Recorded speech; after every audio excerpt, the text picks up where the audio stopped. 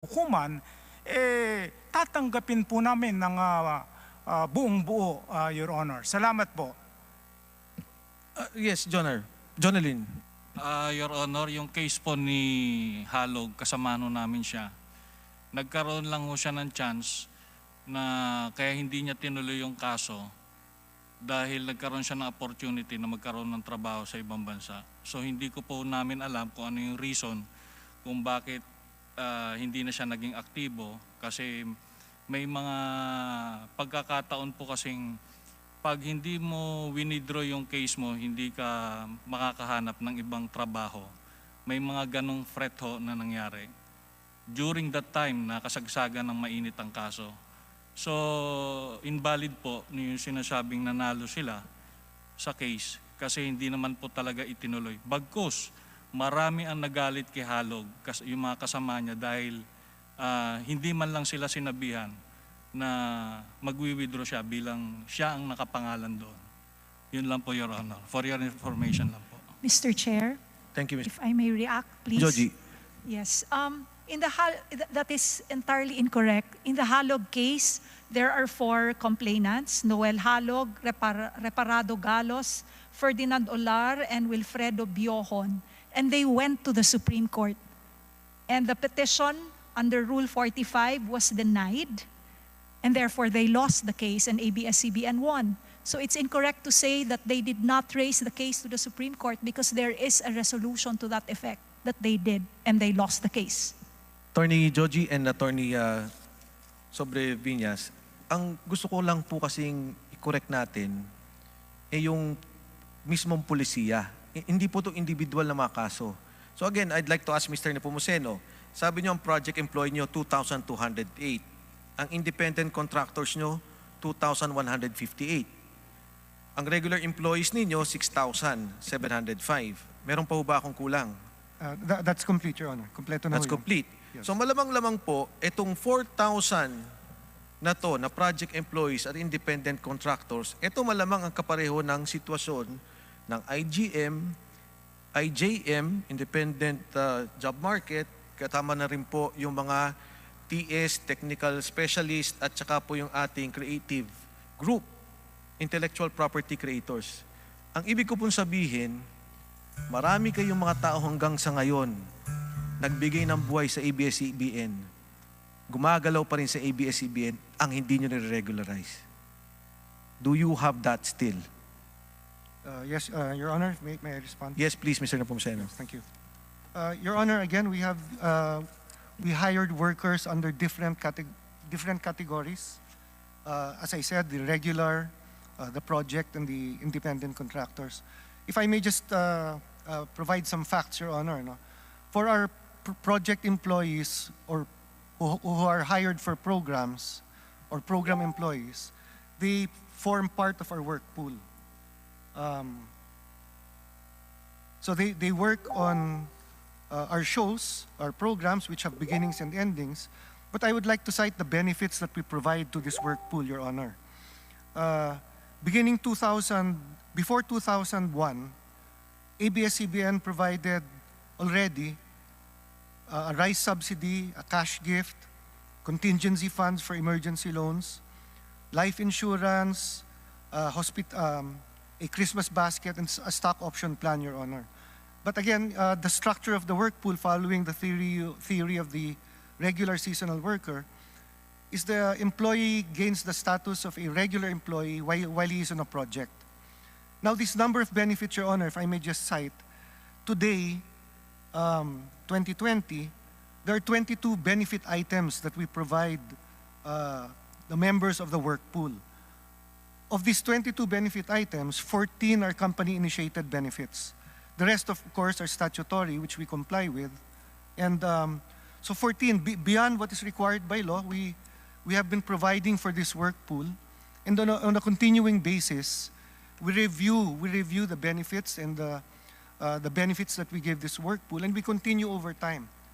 So I would just like to point that out, Your Honor, that there are benefits there. In the case, last point, Your Honor, in the case of the independent contractors, because they are self-employed, as defined by the Civil Code, their benefits are based on the contracts that they negotiate. So many of our intellectual property creators have benefits that are negotiated into their contracts, Your Honor. Thank you, Your Honor. Yun lang po. Tama po yun. Kung mga talents naman na malalaki sweldo, wala naman hong problema. Pero kung natatandaan niyo po si Meng Hidalgo, 16 years po sa inyo, yun po yung production creators nyo. Ang tagal yun yan eh. Kasama ho yan sa mga contractors. Yung inyong soundman, audioman, contractor. Cameraman nyo, contractor. So pag inisa-isa ko po itong 2,208 nyo na project employees at yung inyong independent contractors, malamang tatamaan ko rin yung production assistants, tatamaan ko yung mga cameraman, tatamaan ko yung mga audioman na araw-araw ginagamit ng ABS-CBN sa kanilang produkto. In the case of the fourfold test, as decided by the Supreme Court, ito rin yung mga trabahong kailangan ninyo o sangkap para mag-produce kayo ng produkto.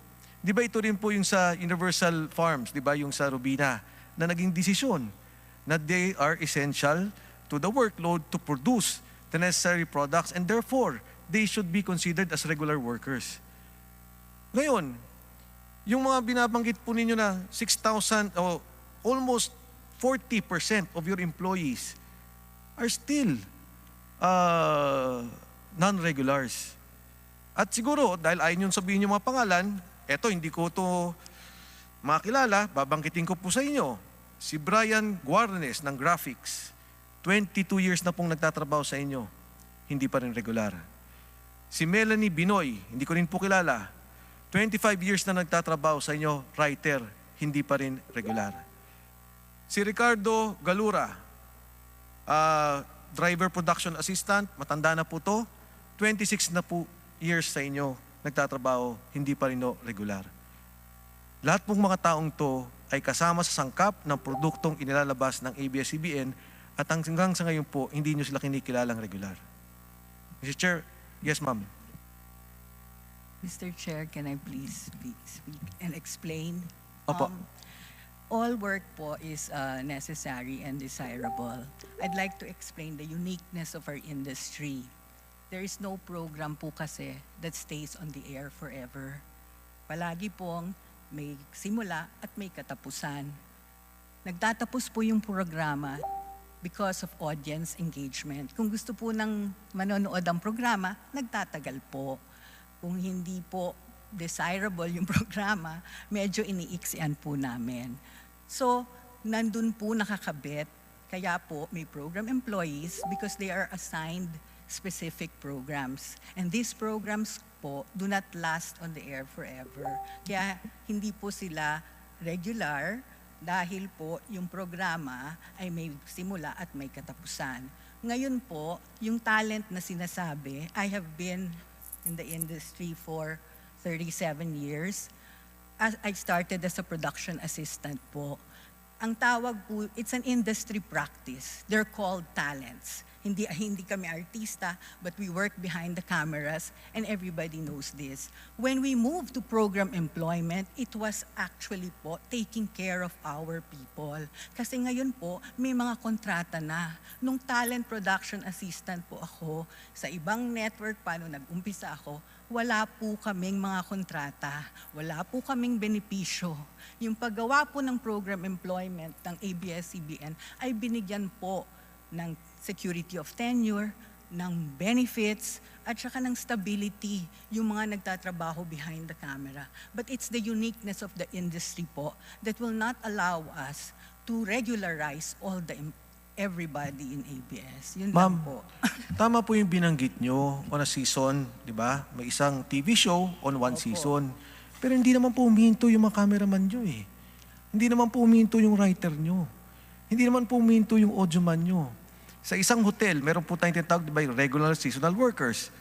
Pagka panahon na summer, maraming mga pupunta sa isang restaurant. So, mag-hire ka ng mga trabahador doon. Pero ito naman mga tao ito, hindi naman huminto. Kaya nga po nung nagbuo sila ng sarili nilang union, ang gusto lang naman nila yung additional benefits na ibinibigay sa kanila. Ngayon, yung binabanggit nyo ngayon, intindihin ko yung industriya. Talaga pong inintindi ko, pinag-aralan ko. These people do not stop working. In fact, yung binanggit ko kanina, hindi sila covered ng 8 hours work a day. They go beyond 8 hours. They work even on weekends. So ang sinasabi ko nga po sa inyo, itong sitwasyon natin, yung binanggit ko mga pangalan ng mga tao, hindi ko kilala sila, ito po ang isang polisiya na ginagawa sa loob. I understand Mr. Carlo Katigbak is implementing some reforms inside. From what I've heard, hindi ko alam kung official yon, but this is a policy that is consistent within ABS-CBN. Ito pong setup ng ganito na merong kang, I would think, 4,000 employees sa ngayon. Hindi ko alam kasi, I cannot classify the employees, but this is a consistent policy of ABS-CBN Corporation na hindi nyo ginagawang regular ang mga tao na matagal nang nanilibihan, matagal na nagtatrabaho at esensyal sa mga ginagawang programa ng ABS-CBN. Your Honor, as I said earlier, it's industry practice po, and it's because of the uniqueness of our industry. So, But as I Ma'am said po Vidanes, kanina, would you Your agree with Honor, me? Your Honor, Yes. when we made them program employees, it actually made sure, di ba, that they're protected because they have contracts specific to the programs that they're assigned to that give them benefits and security of tenure. So po, may benepisyo, inaalagaan, may kontrata, at pag nagpalit po yung programa, panibagong kontrata po yun. Okay, ma'am. Ito, ma'am, nangyari noong 2010, were you already there in the management? Ito pong IJM Union, were you already with the management? Yes po, I was in channel head po. Opo. Channel head po. Eh kasi ma'am, sabi niyo, pinoprotektahan yung mga manggagawa. Opo. Eh sila nung nag-organize, tinanggal. I think po, correct me if I'm wrong, they were being asked to sign the program employee contracts. No. Attorney Maxim, did you want to? Your Mr. Honor. Chairman, Yes, ma'am. if I may, sir. Mr. Mr. Chairman, I think we need to clarify or disclose certain facts to give context to what happened. As was explained in the opening statement, ABS-CBN implemented the work pool system or established the work pool and the engagement of program employments in the year 2001. Prior to 2001, the industry practice, as was stated also, was to engage all workers who are involved in television program production as independent contractors. In fact, that practice exists until today in other companies. That is the practice, Mr. Chairman. So in 2001, when ABS-CBN implemented the work pool and program engagement, it offered program employment rather than independent contractor status to the workers. So this program employment was offered to the workers who were involved in program production. At that time, approximately 80% of the workers agreed to the program employment offered by ABS-CBN. The workers who declined, approximately 20%, Mr. Chairman, then filed cases for regularization. So therefore, they declined the program employment that was offered by ABS-CBN and then thereafter filed a case for regularization. This is the case that is now pending before the Supreme Court, Mr. Chairman. In those cases, Mr. Chairman, ABS-CBN won some cases at some levels. For example, let's take the case of Mr. Payonan, for example. ABS-CBN won before the labor arbiter. ABS-CBN won before the National Labor Relations Commission when the case was appealed there. And then when it was appealed to the Court of Appeals reversed the decision. And then ABS-CBN filed a petition which is now pending before the Supreme Court. In view of the mixed or the different opinions rendered by the various bodies, it is but proper for the Supreme Court as the highest court to finally decide on what is right or what law should apply based on the facts of this case. So, Mr. Chairman, in 2010, it's not true that the workers were suddenly fired or let go. In fact, Mr. Chairman, despite the fact that in 2001, these workers declined the program employment that was offered to them, ABS-CBN continued to engage their services. However, because they declined the program employment, they were engaged, or they were continued to be engaged as independent contractors. Again, as was the practice in the industry then and is the practice until today. So ABS continued to engage them as independent contractors continuously after 2001.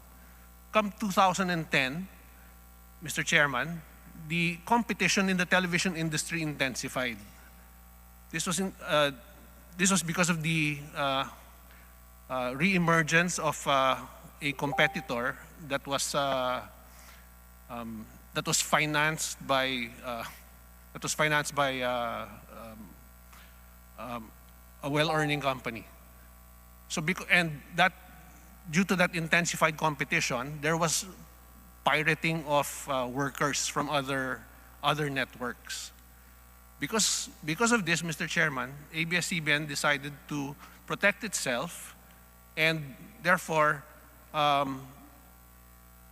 secure the commitment of its workers to ABS-CBN. And this was done by requiring the execution of written contracts for those who wish to continue to be engaged with ABS-CBN for program production.